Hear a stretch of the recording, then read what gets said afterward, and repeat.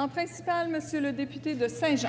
Madame la Présidente, la semaine dernière, le ministre aurait pu choisir de faire une simple conférence de presse pour annoncer ses 65 millions de dollars pour les CHSLD.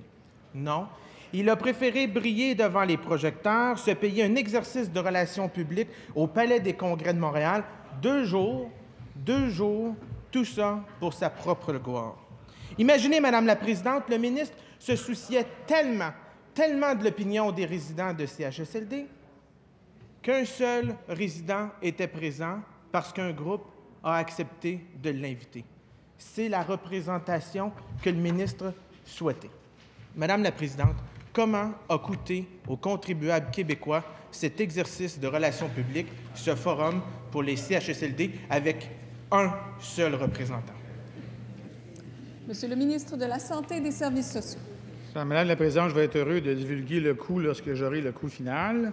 Mais il y a une chose qui est certaine, Madame la Présidente, c'est que le député de Saint-Jean aurait pu avoir la décence d'assister au forum au complet et ne pas simplement venir à mon élection à la fin. Il aurait, à ce moment-là, appris une chose qui est très importante pour les personnes âgées, qui est les bonnes pratiques en CHSLD, Monsieur et Madame la Présidente. Le forum avait un objectif très simple. Réunir dans la même pièce tous les dirigeants du réseau. 2, exposer à ces dirigeants-là du réseau les meilleures pratiques pour les enjoindre à la fin à les diffuser dans le réseau.